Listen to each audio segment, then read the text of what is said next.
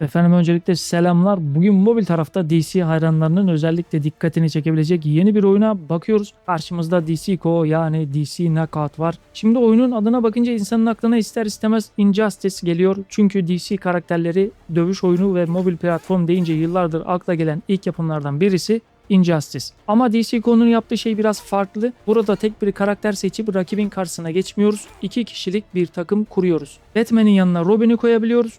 Başka bir karakterle farklı bir ikili oluşturabiliyoruz ve savaş sırasında sadece karakter değiştirmekte kalmayıp takım arkadaşımızı saldırıya dahil edebiliyoruz. Oyunun asıl olayı da zaten burada başlıyor. Çünkü DC Co'nun mobilde basit dövüş oyunu olmaktan çıkıp çıkmayacağını belirleyecek şey grafikler değildir. Bu zaten hiçbir oyun için geçerli değildir. Burada 2v2 sisteminin gerçekten ne kadar derin olduğu önemli. Ben de bugün sadece karakterleri gösterip DC oyunu güzel olmuş demeyeceğim. Savaş sistemine, takım kurmaya, karakter gelişimine, PvP'ye, PvE'ye, yeteneklere, kostümlere, süper move sistemine, para kazanma tarafına ve en önemlisi de uzun vadede oyuncuyu oyunda tutabilecek mi kısmına seninle birlikte bakıyoruz sevgili dostum. Öncelikle hoş geldiniz. Ben Tugay. Bu tarz yeni oyun ve mobil oyunların incelemelerinin devamının gelmesini istiyorsanız kanalıma abone olup bildirimleri açmayı unutmayın. Yorumlarda da fikir alışverişi yapabiliriz. İyi seyirler. İlk dikkatimi çeken şey oyunun görsel tarzı oldu. DC Co foto gerçekçi bir DC oyunu yapmaya çalışmamış. Tam tersine doğrudan çizgi roman sayfalarından çıkmış gibi duran bir sanat tarzı oluşturmuşlar. Kalın çizgiler, güçlü renkler, abartılı animasyonlar ve özel saldırılarda kullanılan çizgi roman efektleri oyunun kimliğini oluşturmuş. Ve bence doğru karar vermişler. Çünkü mobil cihazlarda ultra gerçekçi grafik peşinden gitmek yerine karakterlerin okunabilirliğini ve animasyonların hızını öne çıkarmak burada daha mantıklı olur. Her oyun için zaten ben de bunu söylüyordum. İlk defa yapabilen bir firma karşıma çıktı. Dövüş oyununda yapmışlar ama fark etmez sonuçta yapmışlar. Özellikle savaş sırasında karakterin hangi hareketi yaptığını rahatlıkla anlayabiliyorsunuz. Süper move'lar devreye girdiğinde ise oyun bir anda çizgi roman paneline dönüşebiliyor. Bu tarafı gerçekten çok hoşuma gitti. Ama burada grafik konusunda şunu da söylemek gerekiyor. Güzel grafik tek başına oyunu kurtarmaz. Bu bütün oyunlar için geçerlidir. Güzel grafik hiçbir oyunu kurtarmaz diye düzeltsem daha iyi olabilir. Çünkü DC Co'nun karşısında sadece kötü mobil oyunlar yok. Injustice, Marvel Contest of Champions gibi yıllardır kendini kanıtlamış oyunlar var. Dolayısıyla DC Co'nun işi sadece güzel görünmek değil zaten. Gelelim oyunun en önemli kısmına, dövüş sistemi. DC Co'nun kontrolleri ilk bakışta oldukça basit. Oyuna yeni giren bir oyuncu bile birkaç dakika içerisinde karakterini hareket ettirip saldırmaya başlayabilir ve herkesin de oynayabileceği bir tarzda oluşturulmuş. Burası güzel. Çünkü mobil oyunda ilk 5 dakikada oyuncuya 10 tane farklı tuş göstermeye çalışırsanız insanlar oyundan çıkar ve kaçarlar. Çok kalabalık bir ekran göstermemelisiniz. Bu bütün mobil oyunlar için de geçerlidir. Türünün ne olduğunda hiçbir önemi yoktur. Kontroller kolay ama sistemin tamamı sadece temel saldırılardan ibaret de değil. Çünkü karakterler arasında bir geçiş yapabiliyorsunuz. Asıl önemli olan da partner karakterin tamamen kenarda bekleyen ikinci bir cam barı olmaması. Takım arkadaşımızı savaşın içerisine dahil edebiliyoruz. Nasıl? Buna örnek verecek olursam Batman ile sıkıştırırken diğer karakterimiz devreye girip saldırıyı devam ettirebiliyor. Yani komboya devam edebiliyor. Bu küçük gibi görünen sistem aslında oyunun bütün temposunu değiştiriyor bir anda. Çünkü artık sadece benim karakterim güçlü mü diye düşünmüyorsunuz. Şunu da düşünmeniz gerekiyor. Bu iki karakter birlikte ne yapabilir? İşte burada DC Co'nun gerçek potansiyeli ortaya çıkmaya başlamış. Bence oyunun en önemli sistemi kesinlikle 2v2 taktiğim. İki karakter seçiyoruz ve savaş sırasında bu iki karakterin özelliklerinden yararlanabiliyoruz.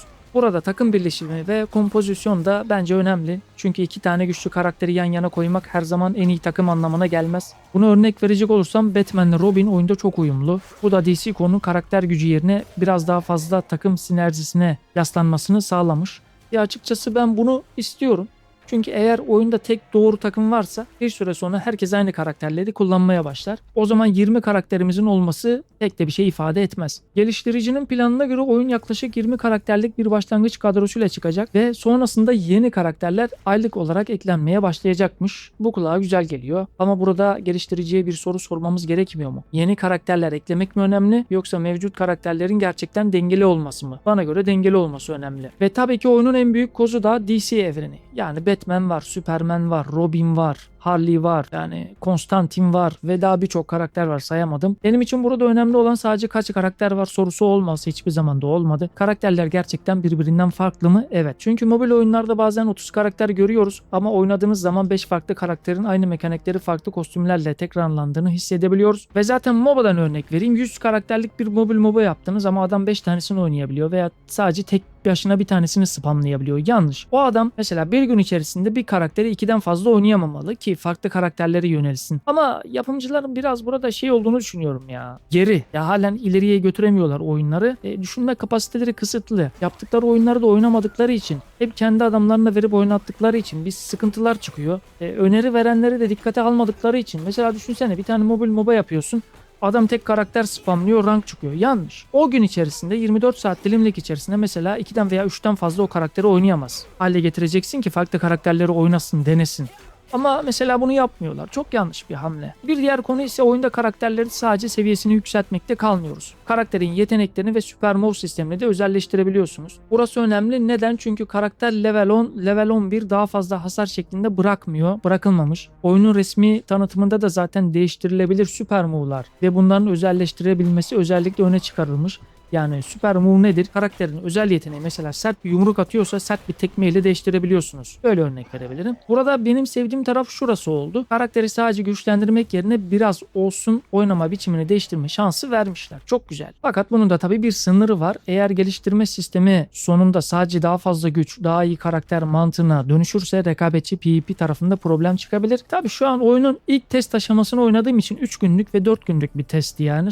Çok sınırlı sayıda kişiler oynadı. Eğer geliştirme sistemi sonunda sadece daha fazla güç, daha iyi karakter mantığına dönüşürse rekabetçi PvP tarafında problem çıkartır. Ama bu oynadığımız test çok sınırlı kişilerin oynadığı 3 günlük 4 günlük bir testti. Yani şu anda da kesin konuşmak doğru olmaz. Çünkü o zaman oyuncunun yeteneğinden çok hesabının yaşı ve harcadığı para önem kazanmaya başlar. Bu da yanlış olur ama ilerleyen zamanlarda bunları daha net bir şekilde görebiliriz. DCGO sadece PvP'den ibaret de değil. Bu benim hoşuma giden taraflardan birisi. Çünkü herkes sürekli gerçek oyunculara karşı savaşmak istemez. Oyunda hikaye ve PvE tarafı da bulunuyor. Ayrıca riftler de var. Oralara da geleceğim. Burada DC evreninin farklı düşmanlarıyla karşılaşabiliyorsunuz. Aklıma gelen bir tanesinden örnek vereyim. Ra's al Ghul'un sanıyorum ki vardı. League of Assassins vardı sanıyorum ki. Buna benzer Demon orduları gibi DC tarafında tanıdığımız tehditler PvE içeriğinin parçası olarak kullanılmış. Bununla da ilgili bilginiz olsun. Amazon'un robotları da var sanıyorum ki. Yanlış hatırlamıyorsam. Ve PvE'nin amacı sadece hikayeyi izlemek olmamış. Burada kazandığınız XP ve kaynaklarla karakterinizi geliştirip PvP'ye de girebiliyorsunuz. Bu da çok güzel bir haber. Bu sistem doğru uygulanırsa güzel.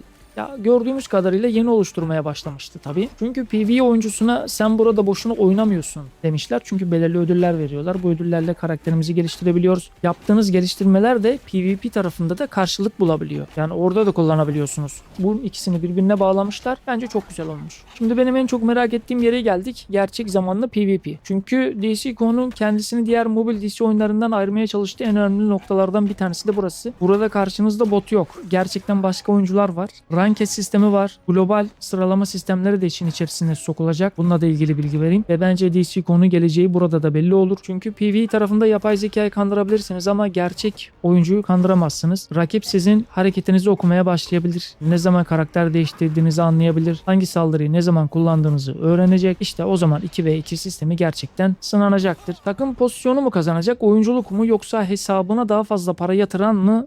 Benim en büyük soru işaretim zaten burası ama bunu şu anda görmek mümkün değil. 4 günlük bir test oynadık, yine söyleyeyim. Ve şimdi mobil oyunların en hassas noktasına geldik. Tabii ki de para sistemi bu oyunda, gacha sistemi de var. Burada önceki metindeki gibi oyuna kesin olarak pay to win damgasını vurmak istemem. Çünkü oyunun şu anki test aşaması ve açıklanan sistemlerin final ekonomisinin nasıl olacağını kesin olarak göstermiyor. Zaten oynadığımız test 4 günlük bir testi, yine söylüyorum. Çünkü elimizde karakter geliştirme, stat artışları, yetenekler, süper move'lar, bunların değiştirilmesi, kostümler, sürekli yeni karakter ekleme, PvP sıralaması gibi içerikler vardı. Bunların hepsi gerçek parayla hızlandırılabiliyor mu? Rekabetçi tarafta denge çok önemli hale gelecek. Ama şimdi şu anda hızlandırsanız bile oyun çıkınca farklı bir kombinasyon olacağı için kesin bir şey söylemek istemem. Ama benim için ideal sistem şu olur. Para veren oyuncu daha hızlı içerik açsın ama daha güçlü olmak için zorunlu olarak para vermesin. olursa çok güzel oynanabilir bir oyun haline gelebilir. Mesela bir çocuk ücretsiz oynayarak da aynı seviyeye ulaşabiliyorsa, yani grind yaparak da olsa, problem çok daha küçük. Tamam, grind yapan oyuncu geç olsun ama yine de olsun. Ben böyle isterim yani. Bu karakteri almak istiyorsan ödeme yap. Sadece parayla satayım diyorsa yanlış. Veya bu süper move'u güçlendirmek istiyorsan ödeme yap. Yanlış. Rakiplerinle rekabet etmek istiyorsan para yatır. Yanlış. Eğer bu noktaya getirilirse oyun, işte o zaman DCCO benim gözümden ciddi puan kaybeder. -5 puan yazarım hanesine. Oyunun bir başka önemli tarafı da live servis yapısı. Yani geliştirici karakteri aylık olarak eklemeyi planlamış. Bu da güzel. Ama aylık karakter eklemek tek başına içerik mi? Bence değildir. Yani ben yeni haritalar görmek isterim. PvE senaryoları görmek isterim. PvP sistemleri görmek isterim. Yeni takım kombinasyonları görmek istiyorum. Ve en önemlisi, oyuncunun her ay geri dönmesi için gerçekten bir sebep görmek isterim. Çünkü mobil live servis oyunlarının en büyük problemi şu oluyor. İlk ay herkes oynuyor. İkinci ay içerik tüketiliyor. Üçüncü ay oyuncuların yarısı gidiyor. Dördüncü ay oyun tamamen boşanıyor. Genelde böyle oluyor.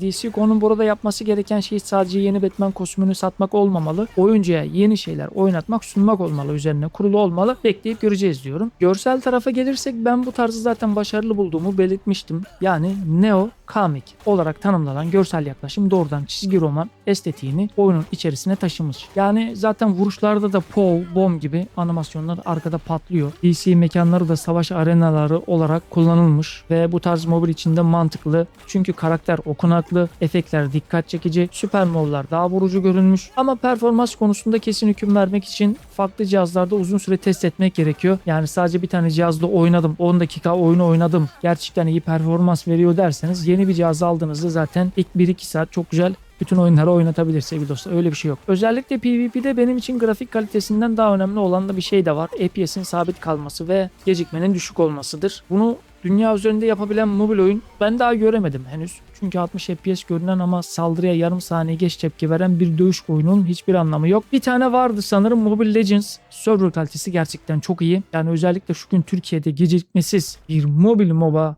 oynamak istiyorsanız bence Mobile Legends çok iyi.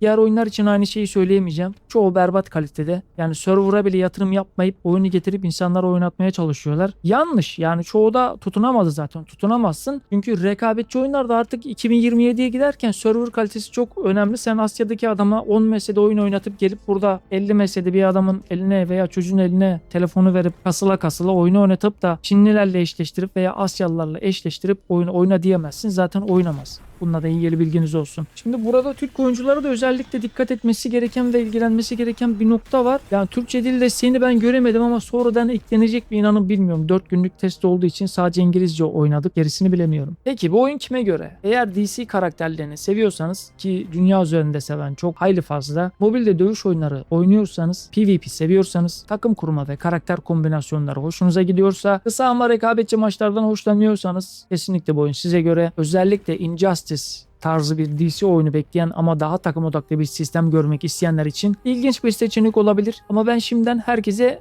ben oyunu kesin oynanır diyemem veya bağımlısı olursunuz diyemem. Çünkü daha çözülmesi gereken çok fazla konu ve eksiklikler var. Bunları belirttim zaten. Siz mobil oyunlarda sürekli karakter geliştirmekten, günlük görevden, PvP rank kasmaktan, live servisten, ne bileyim yani mikro ödeme ihtimalinden hoşlanmıyorsanız zaten hiçbir mobil oyunu oynayamazsınız sevgili dostlar benim gibi. Bu oyun sizi uzun vadede çok yorar. Ayrıca ben zaten Injustice 3 bekliyordum. Bunun yerine mobil oyun istemiyorum diyorsanız zaten benim gibi, burada zaten DCCO'nun sizi ikna etmesi hiç mümkün değil. Çünkü bu oyun Injustice 3 değil, bambaşka bir hedefi var. Ve geldik sonuca. Ben DCCO'ya şu aşamada şöyle bakıyorum. Potansiyeli yüksek ama asıl sınavı daha başlamamış bir mobil dövüş oyunu. Çünkü temel fikir güzel. DC karakterleri var. 2v2 tag team sistemi var. Gerçek zamanlı PvP var. Gerçek oyunculara karşı oynayabiliyorsunuz yani. PvE sistemi var. Yok ben PvP istemem derseniz burada oynayabilirsiniz. Karakter geliştirme var. Süper move özelleştirmeleri var. Geliştiricinin oyunu uzun süre destekleme planları var. Ama bunların hepsini zaten bir araya getirip yapabilen firma sayısı çok az. Söylediklerini genellikle yapamıyorlar. Özellikle PvP'de denge sistemi çok önemli. Karakterin birbirinden farklı olması, matchmaking, sunucu kalitesi, ping kalitesi, ilerleme sistemi, para kazanma sistemi, bunların hepsi DCCO'nun kaderini belirleyecek demiyorum. Bütün oyunların kaderini belirler. Benim için en büyük artısı 2v2 sisteminin gerçekten oyun tasarımının merkezine yerleştirilmiş olmasıdır. En büyük soru işareti ise bu sistem birkaç ay sonra hala eğlenceli mi olacak? Burası da komple soru işareti. Çünkü ilk hafta herkes Superman, Batman, Robin gibi karakterlerle zaten oynamak ister. Ama 6. ayda hala aynı heyecanı verebiliyor mu? Bunu sormak isterim. İşte o zaman elimizde gerçekten başarılı bir mobil oyun dövüşü var demektir. Eğer 6 ay sonra halen bu oyuna girip oynuyorsanız tamamdır, yani olmuş demektir. Kısaca DC konu şu anda bana göre Injustice'in yerine gelen oyun değildir. Kesinlikle kabul etmiyorum. DC evrenini mobilde 2v2 rekabetçi dövüş sistemiyle taşıyan yeni bir deneyim. Ve açıkçası ben bunun nereye gideceğini merak ediyorum. Oyunu da listeme aldım. Takip ediyorum. Ön kayıt da yaptırdım. Çünkü fikir güzel. Temel mekaniklerin potansiyeli var. Ama bu oyunun gerçekten başarılı olup olmayacağını Batman'in kaç yumruk attığı değil, geliştiricilerin oyunun ekonomisini ve PvP dengesini nasıl yöneteceği belirler. Siz DC:GO hakkında ne düşünüyorsunuz? Injustice tarzı tek karakterli dövüş mü, yoksa bu 2v2 sistemi mi daha mantıklı? Yorumlarda mutlaka söyleyin. Bir sonraki videolarda görüşmek üzere efendim. Hoşça kalın. Kendinize çok iyi bakın.